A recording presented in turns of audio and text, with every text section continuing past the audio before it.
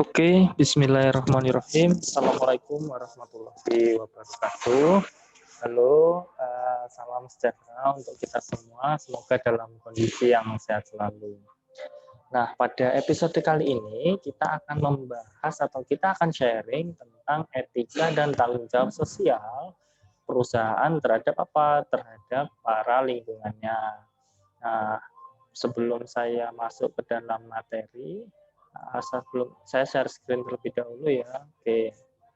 Nah, uh, etika dan tanggung jawab sosial perusahaan ini berkaitan dengan apa? Berkaitan dengan nilai-nilai dan juga pendekatan mendasar yang perusahaan lakukan untuk apa? Untuk menyesuaikan diri dengan lingkungannya, sehingga apa? Sehingga pastinya perusahaan juga harus memperbaiki atau menyesuaikan etika dan tanggung jawab yang diberikan agar apa? Agar diterima oleh lingkungan. Karena berbeda lingkungan akan berbeda pula pendekatan etika dan tanggung jawab sosial yang dilakukan oleh perusahaan. Sehingga apa? Sehingga nantinya lingkungan akan menerima berbagai macam program yang dilaksanakan oleh perusahaan. Namun bila perusahaan tidak mau beradaptasi dengan lingkungan yang ada di pasar, maka perusahaan akan cenderung ditinggalkan oleh lingkungannya atau pasarnya. Karena apa? Karena perusahaan memaksakan standar yang mereka miliki, namun tidak menyesuaikan diri dengan lingkungan yang ada. Itu akan menjadi bahaya atau bumerang untuk perusahaan sendiri. Maka sangat penting bagi perusahaan untuk mampu beradaptasi dengan para lingkungannya. Dan juga yang harus perusahaan pahami atau teman-teman misalnya sebagai manajer, maka yang harus teman-teman pahami adalah bahwa pentingnya menjaga etika ya, yang dimaksud di sini selain dari etika para SDM-nya, namun etika dari perusahaan itu sendiri. Bagaimana perusahaan menangani berbagai masalah yang berkaitan dengan lingkungan, serta tanggung jawab apa saja yang harus dipenuhi oleh perusahaan. Bila perusahaan menghindari tanggung jawab yang diberikan, apalagi terhadap sosial ya, itu akan memberikan dampak negatif terhadap perusahaan. Maka dari itu, teman-teman sebagai manajer harus mempertimbangkan dengan baik ya, bagaimana melakukan etika dan juga memenuhi tanggung jawabnya terhadap sosial dengan sebaik mungkin. Karena ini akan menentukan eksistensi dan daya saing perusahaan di dalam industri. Perusahaan yang mampu beradaptasi dengan baik kepada para pasarnya atau terhadap pasar pasti akan memperoleh respon yang sangat baik pula. Sehingga apa? Sehingga masa atau usia dari perusahaan ini akan cenderung panjang dan lama, bahkan memiliki pangsa pasar yang luas pula. Mungkin bagi kita nilai-nilai etika dan tanggung jawab sosial ini tidak ada kaitannya dengan produksi dan penjualan ya.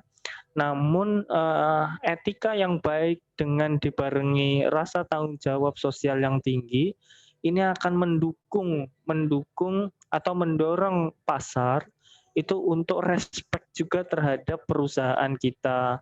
Maka dari itu kita mengesampingkan tidak boleh mengesampingkan etika dan tanggung jawab sosial. Nah, apa yang dimaksud dengan etika? Etika adalah kode prinsip-prinsip moral dan nilai-nilai yang mengatur perilaku seseorang yang outputnya adalah penilaian terhadap benar atau salahnya sebuah tindakan. Jadi teman-teman bila pernah mendengar bahwa seseorang ini memiliki etika yang baik, itu dalam artian apa? Dalam artian bahwa perilaku seseorang tersebut sesuai dengan nilai-nilai yang berlaku di lingkungan tersebut. Nah, maka dari itu seperti yang saya singgung di awal bahwa perusahaan ini harus mampu menunjukkan perilaku yang dapat diterima oleh lingkungan pasarnya. Jadi maka dari itu banyak sekali perusahaan yang standarisasinya itu berada di dalam lingkungan internal saja. Namun ketika berkaitan dengan pasar atau pelanggan atau lingkungan yang lain, pasti mereka akan berusaha beradaptasi karena ini kaitannya dengan perilaku-perilaku yang diterima dan tidak diterima oleh lingkungan. Nah, di sini ada tiga domain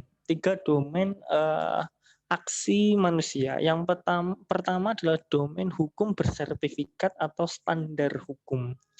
Jadi perilaku-perilaku yang dilakukan itu bersifat ada dasar hukumnya. Jadi lebih condong kepada menerapkan prinsip hukum. Jadi bila hukum berkata benar, maka kita melakukannya. Tapi kalau hukum berkata salah, maka kita tidak melakukannya. Ini kontrol eksplisitnya sangat tinggi ya, karena yang mengatur sudah jelas ada badannya gitu, atau ada lembaganya. Maka dari itu perusahaan pasti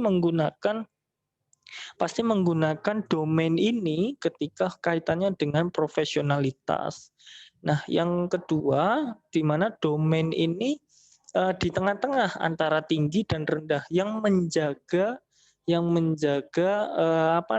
stabilitas dari hubungan baik antara perusahaan dengan para konsumennya atau pasarnya. Yaitu apa? Domain etika, standar sosial, di mana standar sosial ini cenderung dominan kepada menyesuaikan nilai-nilai yang berlaku di kelompok tersebut atau kelompok pasar tersebut.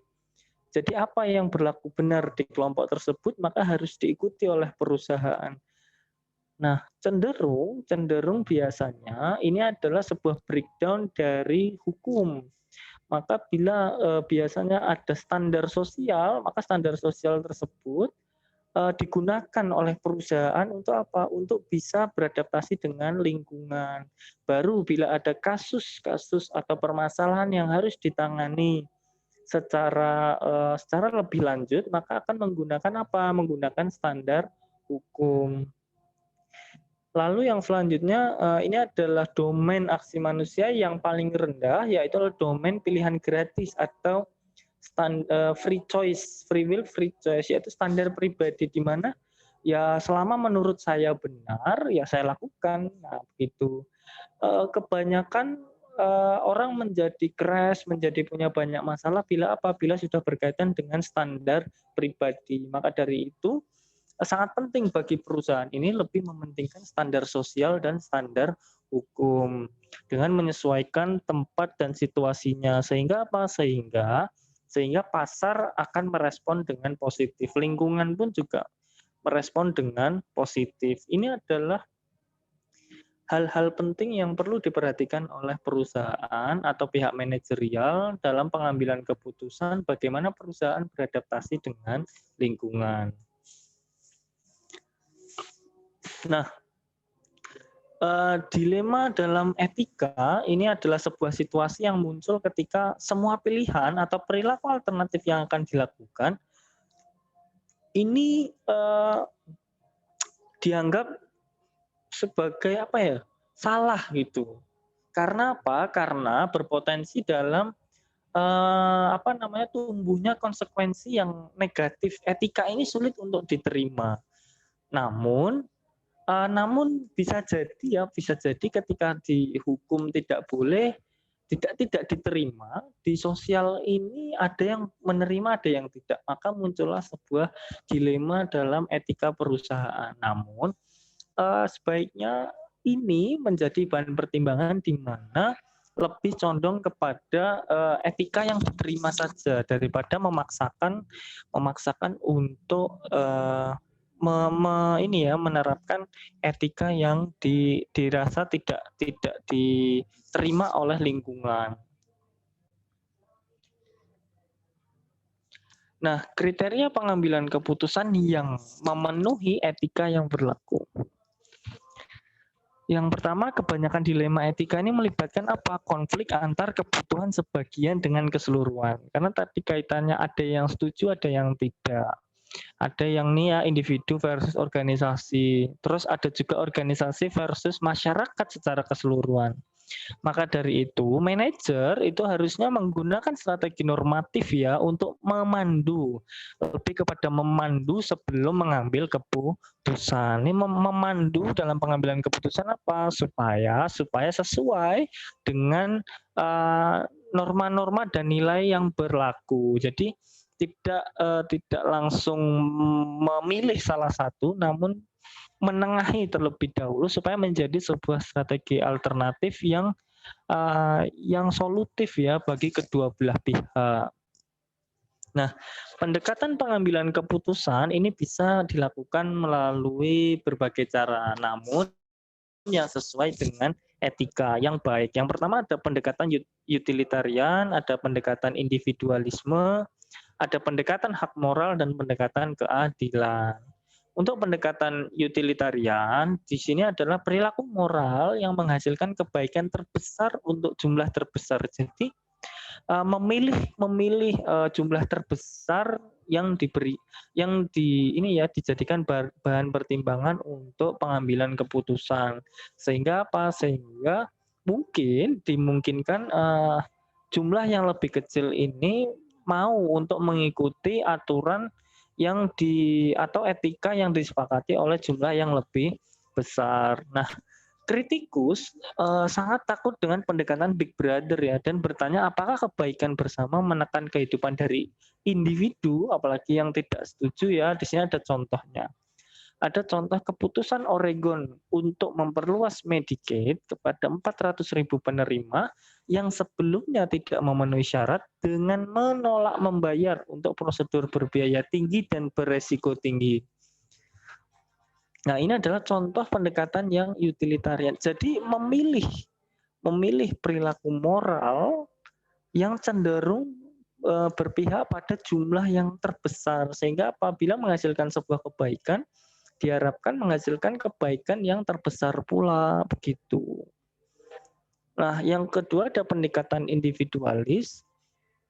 Pendekatan individualis adalah tindakan bermoral ketika mereka mempromosikan kepentingan jangka panjang terbaik individu yang pada akhirnya mengarah pada kebaikan yang lebih besar. Jadi bila perusahaan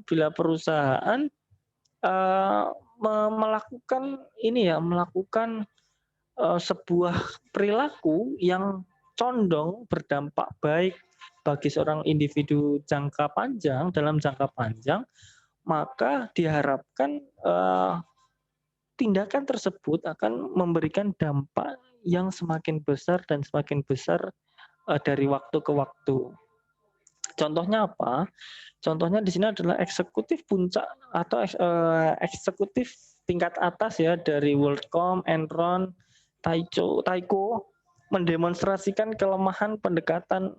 Nah, di sini dapat ditarik kesimpulan bahwa pendekatan individualis ini lebih condong kepada perusahaan ini mencoba menyesuaikan atau beradaptasi dengan etika yang dapat diterima oleh berbagai macam karakteristik individu. Namun berbicaranya adalah tentang jangka panjang. Bila berbicaranya jangka pendek, mungkin ini akan cenderung tidak diterima. Tapi bila berbicara jangka panjang, diharapkan akan mendatangkan kebaikan bagi seluruh individu. Yang selanjutnya adalah pendekatan hak moral.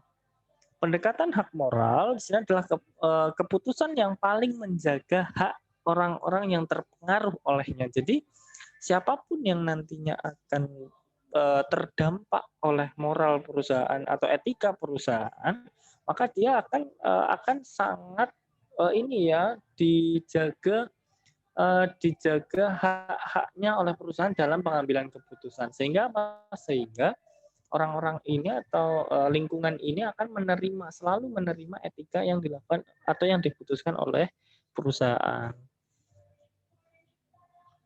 Karena apa? Karena perusahaan sangat mempertimbangkan nilai-nilai yang diterima oleh lingkungan tersebut. Maka dari itu pasti sebelum mengambil keputusan banyak pertimbangan yang condong diarahkan kepada mereka yang terpengaruh nantinya atau yang akan dipengaruhi.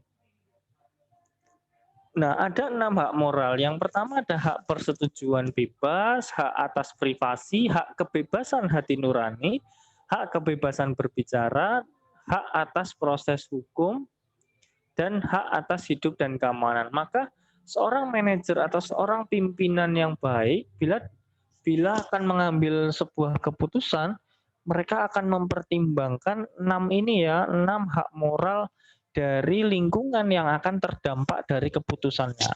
Nah, bila perusahaan ataupun instansi yang lain dalam mengambil keputusan tidak mempertimbangkan 6 hak moral dari lingkungan yang akan terdampak, berarti mereka ini tidak melakukan fungsi manajerial dengan baik. Pasti ada kesalahan yang mereka lakukan, padahal masih dalam tahap perencanaan. Dalam proses pengambilan keputusan yang sangat penting adalah tentang bagaimana nanti dampak dari pengambilan keputusan tersebut terhadap lingkungan yang akan terdampak.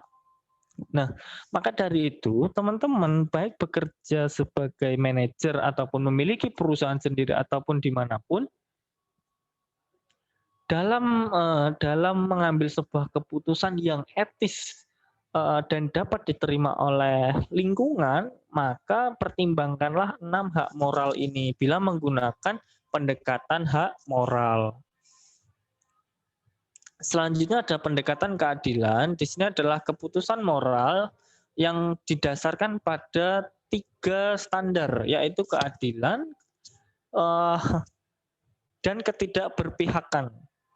Nah, ada 3 jenis pendekatan dari keadilan. Bagaimana pendekatan keadilan dilakukan? Yang pertama adalah keadilan distributif, keadilan prosedural, dan keadilan kompensasi. Yang pertama adalah keadilan distributif. Di sini merupakan pendekatan yang dilakukan dengan perlakuan yang berbeda terhadap orang itu seharusnya tidak didasarkan pada karakteristik yang sewenang-wenang. Di sini yang dimaksud adalah dalam menyampaikan atau menerapkan etika keputusan yang diambil oleh perusahaan atau pimpinan ini tidak didasarkan oleh kebijakan yang sewenang-wenang, namun didasarkan pada tadi ya tingkat keadilan yang akan diterima oleh lingkungan yang terdampak. Apakah kita mementingkan hak dari lingkungan yang terdampak atau kita lebih mementingkan hak dari perusahaan atau organisasi. Nah, itu sangat penting untuk dipertimbangkan terkait dengan keadilan yang akan diperoleh oleh lingkungan yang terdampak. Jadi kita tidak bisa mengambil keputusan itu dengan sembarangan. Apalagi sudah kaitannya dengan hak moral 6 tadi, apalagi dengan ditambah oleh keadilan yang akan dihasilkan. Nah, itu juga harus dipertimbangkan dengan baik. Nah, keadilan yang prosedural di sini adalah kejelasan dari penerapan kebijakan atau pengambilan keputusan yang dilakukan oleh para pimpinan. Nah, apakah kebijakan atau pengambilan keputusan yang dilakukan oleh pimpinan atau manajer itu objektif dan tidak memihak satu kelompok manapun. Nah, ini kaitannya dengan apa? Dengan tadi keadilan. Apakah kebijakan yang diambil itu mendatangkan keadilan atau malah mendatangkan resiko-resiko yang negatif gitu. Nah, ini sangat penting bagi perusahaan untuk dipertimbangkan sebelum mengambil keputusan. Selanjutnya ada keadilan kompensasi. Nah, di sini individu harus diberi kompensasi atas biaya cedera mereka oleh pihak yang bertanggung jawab. Maksudnya apa? Maksudnya bahwa setiap keputusan yang diambil oleh perusahaan dan berdampak kepada lingkungan apapun itu, maka lingkungan tersebut berhak untuk memperoleh biaya ganti rugi atas apa yang mereka dapatkan. Dan itu adalah salah satu tanggung jawab sosial yang dimiliki oleh perusahaan atau organisasi. Maka sebagai pimpinan ini tidak bisa secara ini ya, secara asal, secara ngawur itu nggak boleh. Jadi makanya sebagai seorang pimpinan ini harus berhati-hati dan ini ya dan penuh penuh pertimbangan sebelum melakukan pengambilan keputusan. Nah, apalagi dengan adanya perkembangan teknologi seperti sekarang ini sebenarnya pimpinan ini dibantu ya, dipermudah mengumpulkan informasi-informasi penting yang ada di lingkungan sehingga apa? Sehingga dalam pengambilan keputusan tidak berdampak negatif ya pada lingkungannya, malah menghadirkan ini ya dampak positif gitu. Jadi maka dari itu sangat penting juga bagi perusahaan ini atau bagi teman-teman nantinya jadi seorang manajer untuk mampu beradaptasi dengan perkembangan teknologi. Karena semakin perusahaan atau suatu organisasi mampu beradaptasi dengan teknologi, maka dia akan terbantu dalam ini ya, dalam memenuhi etika dan tanggung jawab sosial kepada lingkungan.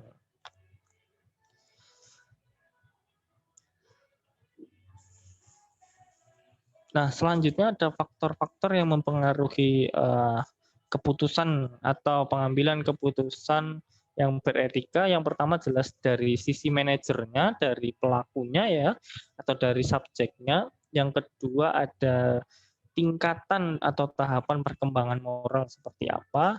Yang ketiga juga organisasinya. Nah, di sini ada tingkatan dalam perkembangan moral ya. Yang pertama ada pre-konvensional, yang kedua ada konvensional, dan ada post-konvensional. Nah, seperti yang bisa teman-teman lihat, di sini ada keterangannya tentang leadership style-nya dan juga perilaku dari karyawannya atau employee behavior-nya. Ketika perkembangan moral perusahaan, yang pertama leadership style-nya apa? Autokratis. Bagaimana dengan employee behavior-nya, yaitu task accomplishment, menyelesaikan tugas. Lalu ketika masuk ke level 2 ke pengembangan moral secara konvensional, leadership style-nya seperti apa? Orientasi pada tim. Jadi mengutamakan kerja sama tim terlebih dahulu. Maka dari itu pasti employee behavior-nya akan memunculkan kolaborasi tim yang baik. Lalu yang tahap ketiga, level ketiga adalah post konvensional, di mana leadership style-nya mengalami transformasi ya, sehingga apa? Sehingga output dan gaya memimpinnya pun sudah berbeda. Cenderung lebih kepada mengajak dan melibatkan para bawahannya dan karyawannya untuk bersama-sama membangun perusahaan. Jadi terlibatnya lebih banyak dibandingkan level-level sebelumnya begitu. Nah, jarang sekali tindakan korporat yang etis atau tidak etis ini dapat dikaitkan dengan nilai-nilai yang pribadi seorang manajer. Karena pastinya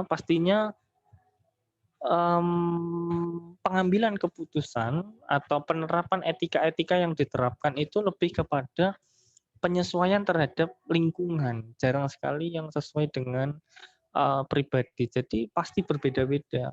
Seorang manajer itu etikanya berbeda-beda di setiap tempat. Namun ditarik pada kunci utamanya adalah mampu beradaptasi dengan lingkungan.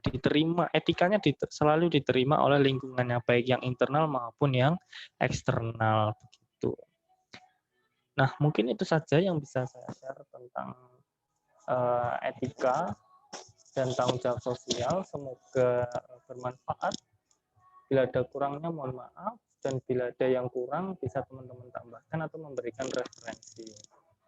Itu saja. Wabillahi taufiq wal hidayah. Wassalamualaikum warahmatullahi wabarakatuh. Bye.